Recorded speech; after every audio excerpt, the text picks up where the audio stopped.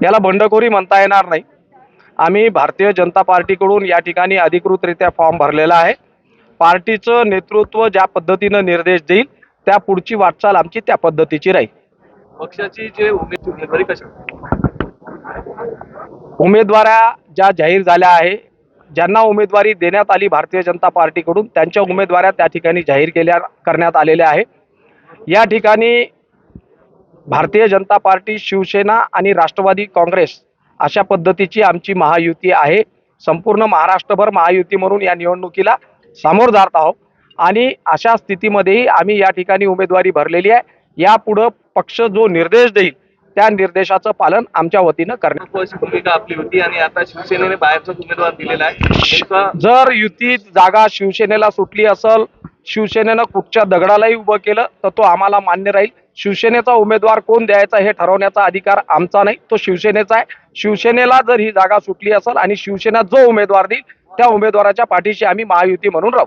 काल ते माझं एक वैयक्तिक मत होतं, परंतु शेवटी ही जागा शिवसेनेला जर सुटली आणि शिवसेना जो उमेदवार ठरवल, शेवटी महायुती झाल्याच्या नंतर जी पार्टीच्या वाट्यामध्ये जागा गेली आहे त्या पार्टीला उमेदवार ठरवण्याचा परिपूर्ण अधिकार त्या ठिकाणी आहे। जी पार्टीची त्यांच्या भूमिका राहील, जो उमेदवार जर त्यांचा अधिकृतरित्या महायुतीचा उमेदवार म्हणून पुढे येईल त्याच्या पाठीशी आम्ही राहू।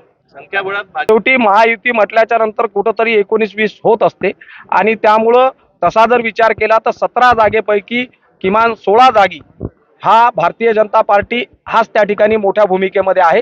परंतु तरीही महायुती म्हटल्याच्या नंतर या ठिकाणी तडजोडी होतात आणि या वरिष्ठ स्तरावरच्या राज्य स्तरावरच्या नेतृत्वाने जो निर्णय घेतलाय त्या निर्णय हा प्रत्येक कार्यकर्त्याला त्या ठिकाणी बांधील आहे।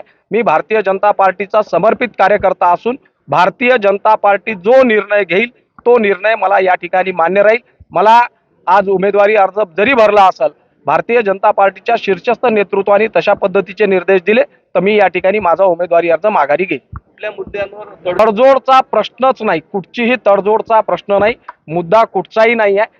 महायुती म्हटल्याच्या नंतर जी भूमिका त्या ठिकाणी शिवसेनेची, जर जागा शिवसेनेला गेली आणि जर शिवसेनेचा अधिकृत उमेदवार जर महायुतीचा राहिला तर आम्ही त्या ठिकाणी कुठचाही आमचा मुद्दा नाही, कुठच्याही विषयावर आम्ही समर्थन किंवा माघार याचा विषय आमचा राहणार नाही।